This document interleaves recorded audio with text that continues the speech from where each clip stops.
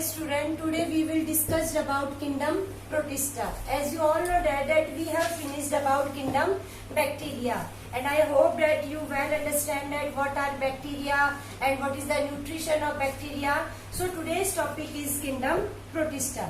Kingdom Protista जो peculiar characteristics है, जो बेसिक कैरेक्टरिस्टिक्स है, वो क्या है किंगडम प्रोटिस्टा का, कि जो किंगडम प्रोटिस्टा होता है उसके वो कैसा है, यूनिसेलुलर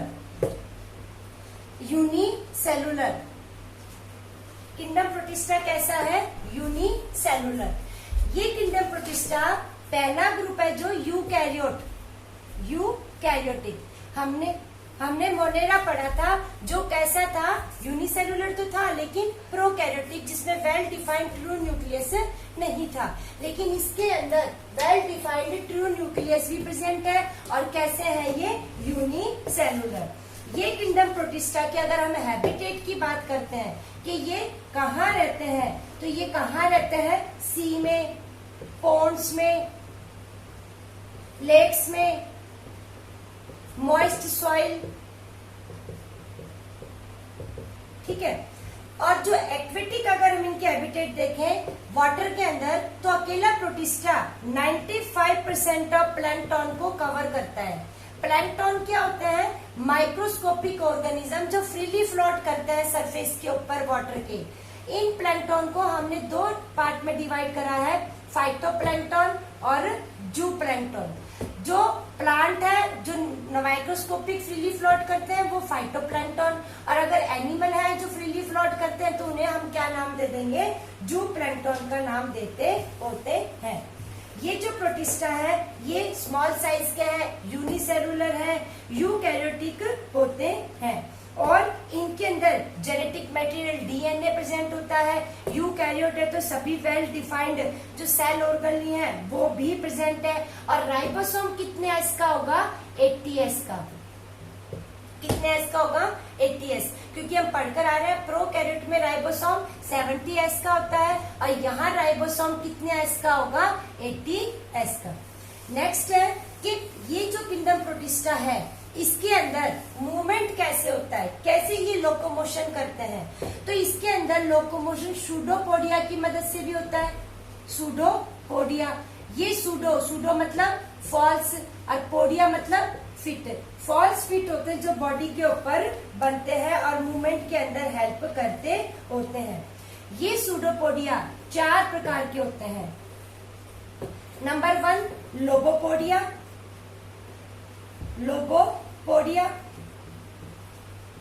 जब सूडोपोडिया ब्रॉड है, इरेगुलर है और इनके एंड्स कैसे, ब्लंट मतलब बुट्ठे, तो उसे हम क्या बोलते हैं, लोबोपोडिया। सेकंड टाइम आता है टाइप है फिलोपोडिया, ठीक है। ये फाइन प्रोटोप्लाज्मिक थ्रेड होते हैं जिसकी वजह से मूवमेंट होता है। नेक्स्ट है रेटिकुलोपोडिया। यहाँ सूडोपोडिया कैसे होते हैं, थिन होते हैं, लॉन्ग है, ब्रांचिंग है और एक नेटवर्क लाइक स्ट्रक्चर बनाते हैं, जैसे कि आप इस डायग्राम से देखो, ऐसे नेटवर्क लाइक स्ट्रक्चर बना लेते हैं, उसे हम नाम देंगे रेटिकुलोपोडिया। और नेक्स्ट है एक्सोपोडिया। यहाँ सूडोपोडिया स्टिफ होता है मतलब पॉइंटेड है, और इसके अंदर सेंटर में क्या प्रेजेंट होता है, एक्सियल फिलामेंट। फिलोपोडिया में एक्सियल फिलामेंट नहीं होता, एक्सोपोडिया के अंदर क्या प्रेजेंट होता है, एक्सियल फिलामेंट प्रेजेंट होता है। जो प्रोटिस्टा है वो फ्लैजिला की मदद से भी मूवमेंट करते हैं, प्रोटिस्टा सीरिया की मदद से भी मूवमेंट करते होते हैं, और ये रिगलिंग मूवमेंट भी करते हैं। कौन सा मूवमेंट करते हैं, रिगलिंग। एक बार कॉन्ट्रेक्शन फिर एक्सपेंशन, फिर कॉन्ट्रेक्शन फिर एक्सपेंशन, इस प्रकार से बॉडी में क्या होता है, मूवमेंट होता है। That movement is called wriggling movement. Next movement mucilage propulsion. Mucilage propulsion. इनका लोकोमोशन नेक्स्ट कौन सा हो जाएगा? Mucilage propulsion. ये मोस्टली डायटम्स में होता है। अभी हम डिटेल में पढ़ेंगे कि डायटम्स होते क्या है। तो ये डायटम्स के अंदर होता है जिसमें बॉडी एक चिपचिपा सिक्रेशन देती है जिसको हम म्यूसिलेज बोलते हैं, और वो बैकवर्ड डायरेक्शन में सिक्रीट होगा और बॉडी को फॉरवर्ड डायरेक्शन में लोकोमोशन में क्या करेगा? हेल्प करेगा। तो ये 5 टाइप्स हैं जिसकी मदद से प्रोटिस्टा लोकोमोशन करते होते हैं। अगर हम रेस्पिरेशन की बात करें तो इनके अंदर जो आप रेस्पिरेशन देखते हैं तो जो प्रोटिस्टा है वो कौन सा रेस्पिरेशन करते हैं? Aerobic respiration. It means they required oxygen for respiration. Next type का कौन सा है? न्यूट्रिशन। इनका नेक्स्ट क्या है? न्यूट्रिशन। कि फूड कैसे ऑब्टेन करते हैं? सबसे पहले फोटोसिंथेसिस भी करते हैं, होलोजोइक न्यूट्रिशन भी होता है, सेप्रोट्रोपिक न्यूट्रिशन भी है, एक न्यूट्रिशन पिनोसाइटोसिस। बाकी न्यूट्रिशन हम पढ़ चुके हैं तो मैं दोबारा एक्सप्लेन नहीं कर रही हूँ। पिनोसाइटोसिस मतलब सॉल्युबल फॉर्म में फूड को अंदर लेना, लिक्विड फूड लेना, that is called the pinocytosis. Parasitic जो लिविंग थिंग से फूड ऑब्टेन करेंगे। एक इंपॉर्टेंट है जो एग्जाम में आ जाता है, मिक्सोट्रॉपिक न्यूट्रिशन। इसका एग्जाम्पल है यूग्लिना, मिक्सोट्रॉपिक न्यूट्रिशन। तो ये जनरली किसके अंदर प्रेजेंट होता है? यूग्लिना के अंदर प्रेजेंट होता है। यहाँ पर फोटोसिंथेसिस भी होती है और सेप्रोट्रॉपी भी होता है। तो मिक्स मतलब मिक्सिंग हो जाती है न्यूट्रिशन की। तो ये यूग्लिना में कुछ करेक्टर प्लांट के भी हैं, कुछ करेक्टर एनिमल्स के भी है, मिक्सिंग है। तो ये फोटोसिंथेसिस भी करते हैं और सेप्रोट्रॉपिक भी न्यूट्रिशन लेते हैं। तो इसलिए इसको क्या नाम दे दिया? मिक्सोट्रॉपिक। प्रोटिस्टा सिम्बायोटिक एसोसिएशन भी परफॉर्म करते हैं, जैसे ट्राइकोनिम्फा टर्माइट्स में प्रेजेंट होता है, जो सेलुलेज के डाइजेशन में क्या करता है? हेल्प करता होता है। तो ये क्या हो गया? न्यूट्रिशन भी हमने कवर अप कर लिया। अगर रिप्रोडक्शन की बात करें इसके अंदर प्रोटिस्टा में, तो मल्टीपल फिजन भी है, बडिंग भी है, बाइनरी फिजन भी है, सिस्ट फॉर्मेशन भी है। और अगर सेक्सुअल रिप्रोडक्शन की बात करें, सेक्सुअल रिप्रोडक्शन, यहाँ पर हैप्लॉइड गैमेट बनता है, फिर उनका फ्यूजन होता है, और फ्यूजन के बाद किसकी फॉर्मेशन हो जाती है? जाइगोट की। जाइगोट के अंदर मियोसिस होगा, फिर वो क्या प्रोड्यूस कर देते हैं? आपके हैप्लॉइड स्पोर्स भी प्रोड्यूस कर देते हैं। तो ये सेक्सुअल रिप्रोडक्शन प्रोटिस्टा के अंदर प्रेजेंट होता है। एक इंपॉर्टेंट टॉपिक करवा रही हूँ, थोड़ा सा ढंग से समझना। Life cycle of protista. Life cycle of protista अगर हम देखें, भाई मियोसिस कहाँ हो रहा है? Depending upon the stages in which meiosis takes place, किस स्टेज में मियोसिस हो रहा है, तो उस बेस पे हमने प्रोटिस्टा की लाइफ साइकिल को 2 पार्ट में डिवाइड कर दिया। जाइगोटिक मियोसिस मतलब मियोसिस किस में हो रहा है? जाइगोट में। और दूसरी है गैमेटिक मियोसिस। मियोसिस कहाँ हो रहा है?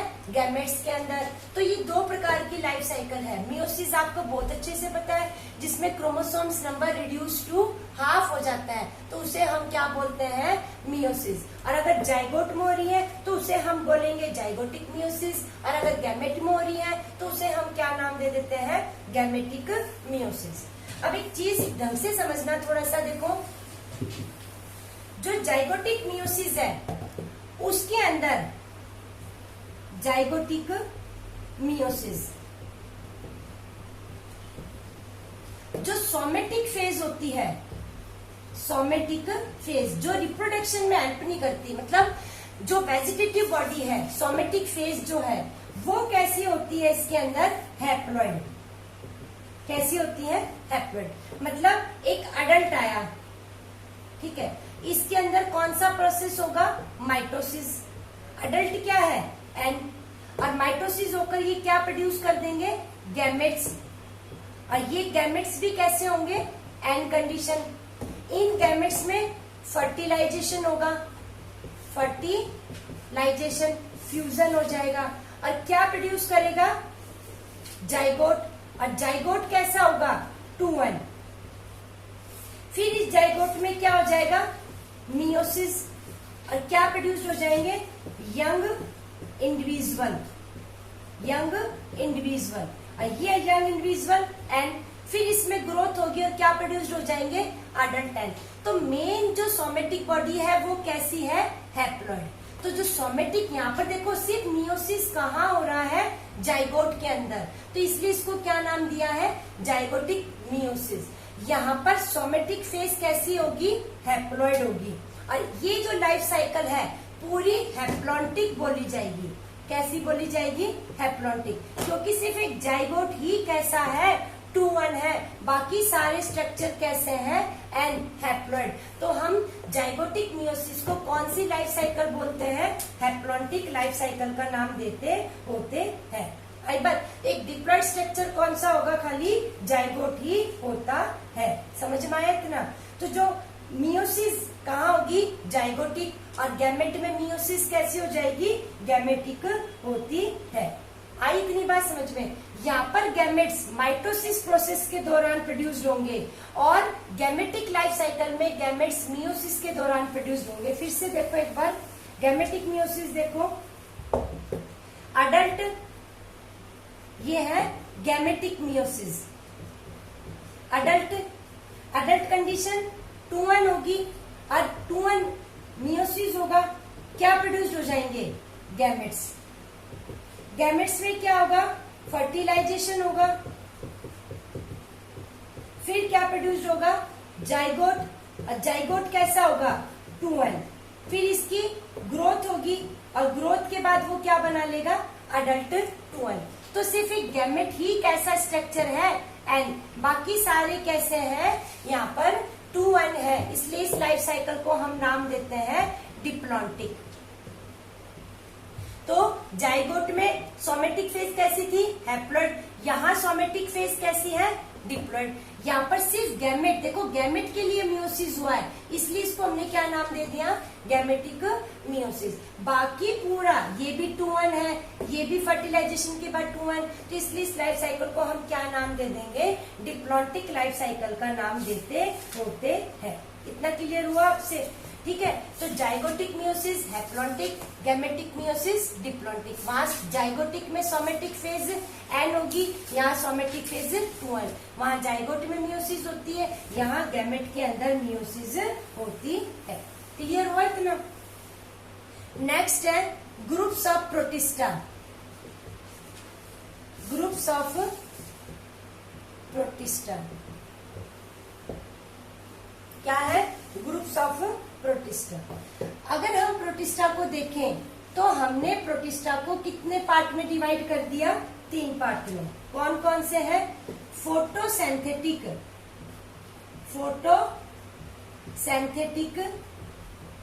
प्रोटिस्टियन,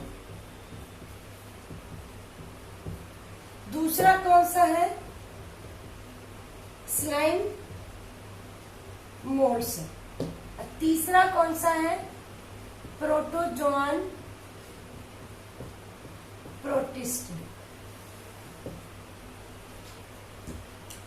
कौन सा है, protozoan protist, photosynthetic protistan, slime moulds, और तीसरा कौन सा हो गया, प्रोटोजोआन प्रोटिस्ट होता है। अब हमने किस किंगडम को, फोटोसिंथेटिक जो प्रोटिस्ट है या प्रोटिस्टियन एल्गी के नाम से भी जानते हैं, इसको हमने फर्दर डिवाइड कर दिया, और पहला है डायनोफ्लैजिलेट,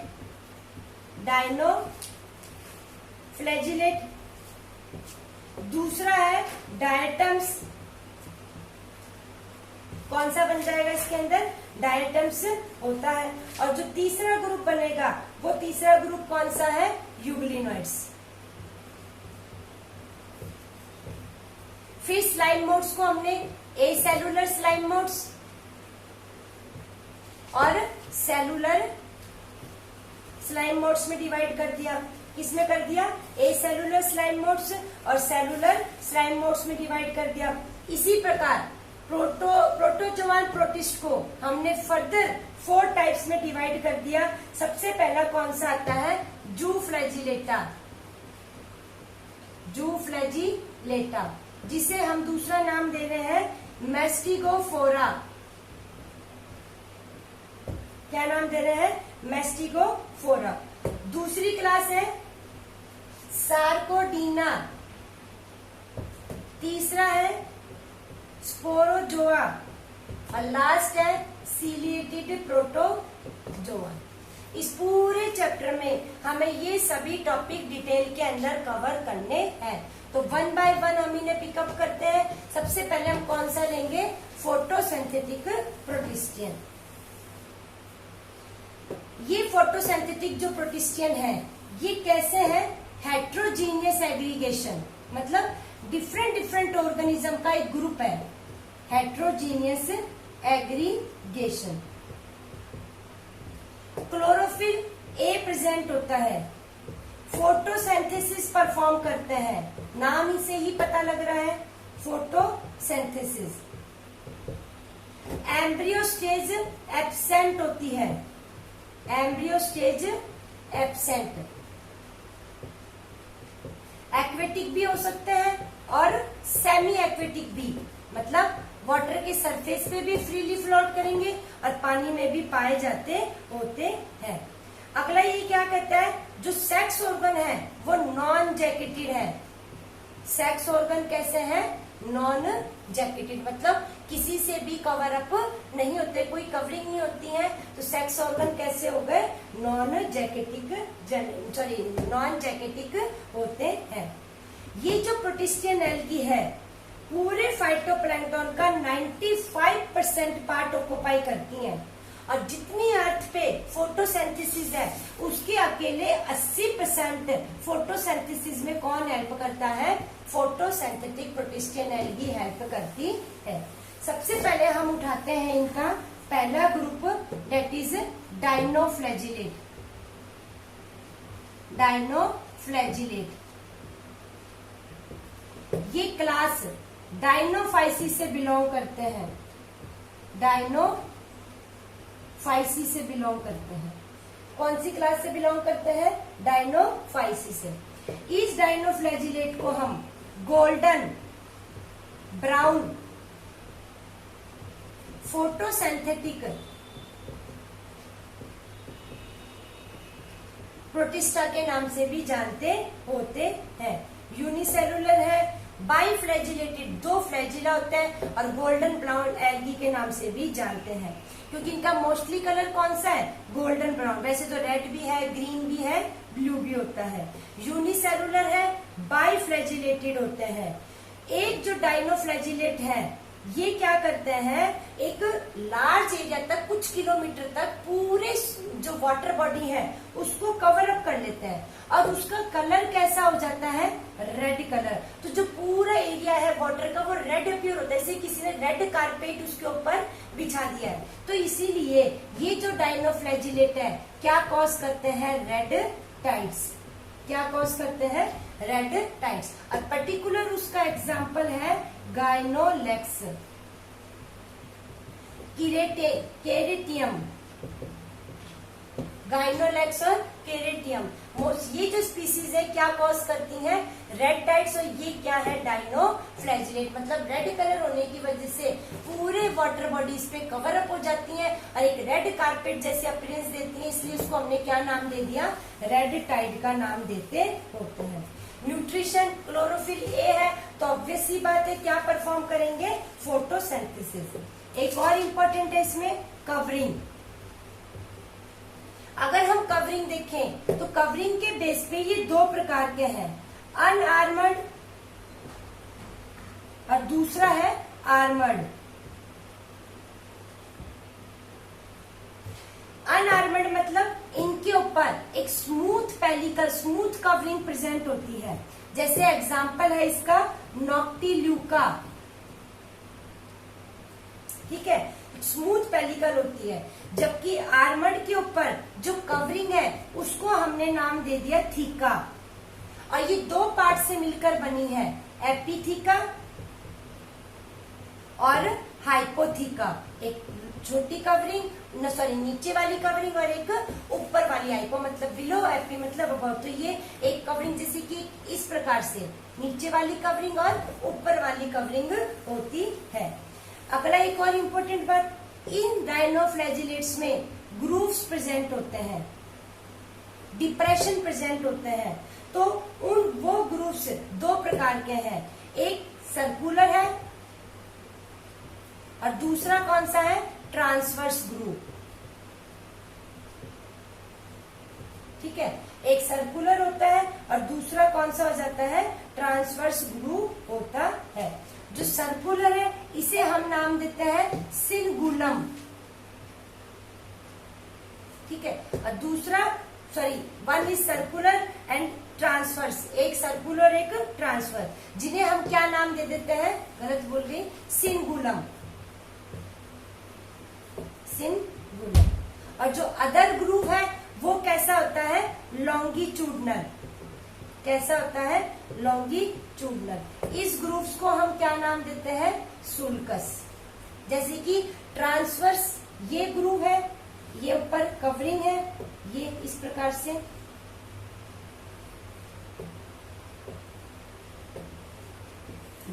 तो ये कैसा है, ट्रांसवर्स ग्रूव जिसे हमने सिंगुलम का, और ये कैसा है, लॉन्गिट्यूडनल, जिसे हम क्या नाम दे देते हैं, सुल्कस का नाम देते होते हैं। फ्लैजिला दो होते हैं, हेट्रोकॉन्ट है, मतलब अलग अलग प्रकार के हैं। एक ट्रांसवर्स ग्रूव से अराइज होता है और एक लॉन्गिट्यूडनल ग्रूव से अराइज होता है। न्यूक्लियस प्रेजेंट होता है जो कि लार्ज होता है, और जो डायनोफ्लैजिलेट का न्यूक्लियस है उसे हम नाम देते हैं मीजोकैरियन। क्या नाम देते हैं, mesokaryon. DNA without association with histone, DNA naked होता है, हिस्टोन प्रोटीन के साथ कोई एसोसिएशन नहीं होती है। फोटोसिंथेटिक पिगमेंट इसके अंदर क्लोरोफिल ए होगा, क्लोरोफिल सी भी होता है, कैरोटीनॉइड्स भी होता है। फूड रिजर्व जनरली इसके अंदर स्टार्च की फॉर्म में है, डायनोफ्लैजिलेट में क्या है, स्टार्च की फॉर्म में। एक इनके अंदर नॉन कॉन्ट्रेक्टाइल वैक्यूल है जिसकी एक छोटी सी ओपनिंग है और जिसे हम क्या नाम देते हैं, प्यूस्यूल। क्या नाम दे देते हैं, प्यूस्यूल का नाम देते होते हैं। Non contractile vacuole with small opening that is called pusules होती है। ट्राइकोसिस्ट सेल्स प्रेजेंट होती है, ये rod like spindle shaped ejective structures होते हैं। इजेक्टिव स्ट्रक्चर्स जो सेल मेम्ब्रेन के नीचे प्रेजेंट होते हैं। क्या प्रेजेंट होते हैं, सेल मेम्ब्रेन के नीचे। इन डायनोफ्लैजिलेट में बायोल्यूमिनेसेंस की पावर होती है। बायोल्यूमिनेंस क्या है, phenomena of emission of light by living being. अगर लिविंग बीइंग लाइट इमिट कर रहा है डेट इज कॉल्ड बायोल्यूमिनेसेंस। जैसे नॉक्टुलिका स्पीसीज है, गाइनोलक्स है, पेरिडीनियम है, तो ये क्या इमिट करता है, लाइट। तो रात को चमकता है, तो इसलिए इसको क्या नाम दे दिया, बायोल्यूमिनेसेंस की कहते हैं। एक और इम्पोर्टेंट है, डायनोफ्लैजिलेट की कुछ स्पीसीज एक टॉक्सिन सिक्रीट करती हैं और उस टॉक्सिन को हम नाम देते हैं सेक्सी टॉक्सिन। ये जो सेक्सी टॉक्सिन है कुछ लाख गुना, approximately 1 lakh more potent than cocaine. Cocaine से भी बहुत ज्यादा 1 लाख गुना पावरफुल होता है। अब कुछ फिशेस क्या करती हैं, डायनोफ्लैजिलेट को खाती हैं, तो वो इस सेक्सी टॉक्सिन वाली स्पीसीज को भी खा जाती हैं। और गलती से अगर उस फिश को हम खाते हैं तो हमारी बॉडी में डिजीज होती है PSP, paralytic shellfish poisoning. Paralytic shellfish poisoning. आई बात समझ में, saxitoxin more potent than cocaine. If some fishes eat this poisonous dinoflagellate, then sexy toxin enter in their body, and by chance if we eat that fishes, then the disease is paralytic cell fish poisoning, मतलब body में paralysis, लकवा मार जाता है। तो ये most important है, कई बार पूछा जाता है। और जो स्पीसीज है जो जनरली ये सिक्रीट करती है वो है जिम्नोडियम। जिन स्पीसीज में ये सेक्सी टॉक्सिन होता है, जिम्नोडियम भी है और गाइनोलैक्स की कुछ स्पीसीज भी है। ठीक है, जिम्नोडियम है, और गाइनोलेक्स की भी कुछ स्पीसीज होती है।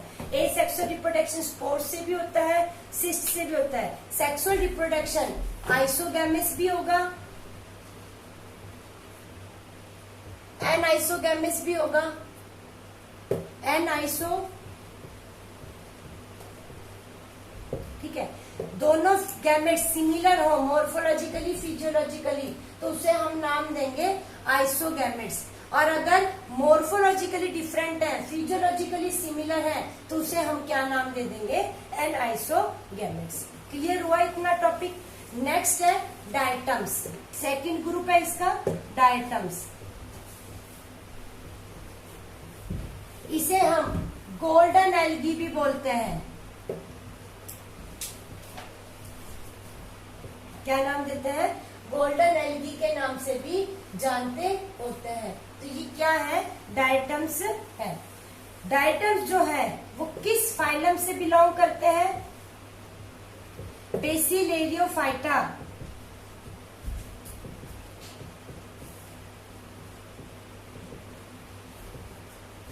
ये एक्वेटिक भी है, सेमी एक्वेटिक भी है, सी वाटर में भी पाए जाते हैं, फ्रेश वाटर में भी पाए जाते होते हैं।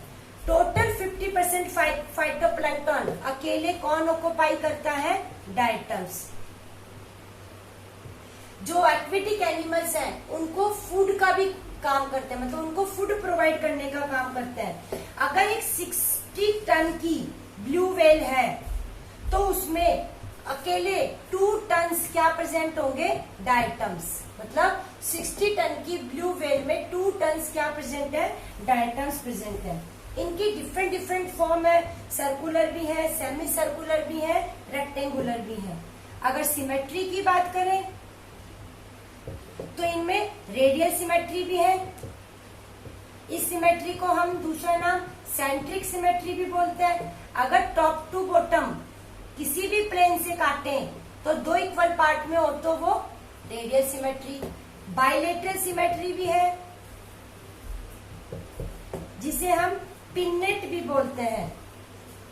सिर्फ टॉप टू बॉटम काटने पर ही 2 इक्वल पार्ट्स में डिवाइड हो, that is called bilateral symmetry का नाम दिया जाता है।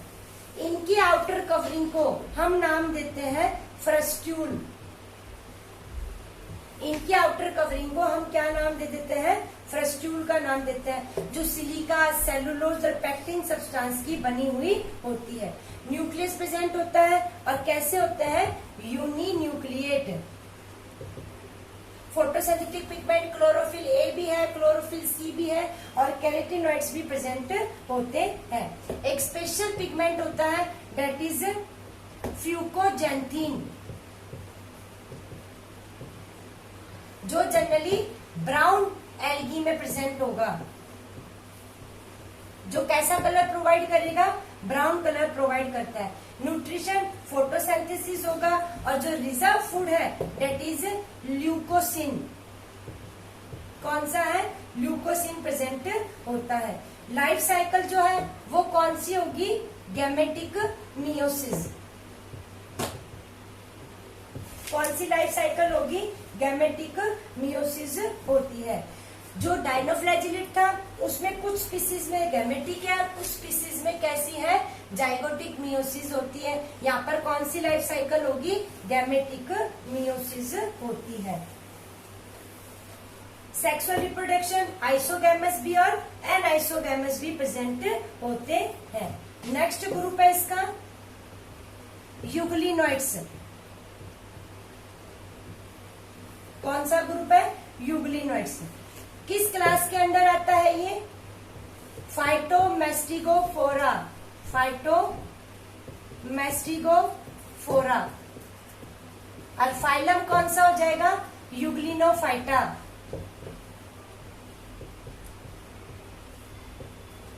ये फ्रेश वाटर में भी है, मॉइस्ट में भी है, मड में भी प्रेजेंट होता है। यूनिसेलुलर यूकैरियोट है। सेल वॉल एब्सेंट होती है, और सेल वॉल की जगह क्या प्रेजेंट होती है, पेलिकल। म्यूसिलेज बॉडी सिक्रीशन के लिए प्रेजेंट होती है। फ्लैजिला होते हैं, एक बड़ा होता है, एक छोटा होता है, लेकिन ये दोनों फ्लैजिला कहां से अराइज होते हैं, पैरा फ्लैजिलर बॉडी से। लोकोमोशन देखें तो फ्लैजिलर की मदद से भी होता है, रिगलिंग लोकोमोशन भी होता है जिसे हम मेटाबॉली बोलते हैं, कॉन्ट्रैक्शन और expansion. Photosynthetic pigment chlorophyll A है, क्लोरोफिल बी है। न्यूट्रिशन की बात आती है तो मैंने आपको पहले भी बता दिया था कि जो न्यूट्रिशन इसमें कैसा है, मिक्सोट्रॉपिक। मिक्सोट्रॉपिक मतलब फोटोसिंथेटिक भी है और सेप्रोट्रॉपिक न्यूट्रिशन भी है। जो रिजर्व फूड है वो पैरा अमाइलम स्टार्च है, पैरा अमाइलम स्टार्च। डायनोफ्लैजिलेट में स्टार्च, डाइटम्स में क्या था, ल्यूकोसिन, और यहाँ पर कौन सा है, पैरामाइलम स्टार्च। न्यूक्लियस प्रेजेंट होता है, लार्ज है, सेंटर से थोड़ा सा नीचे। Mode of reproduction generally binary होता है, और बाइनरी में भी कौन सा, longitudinal mode of division present होता है।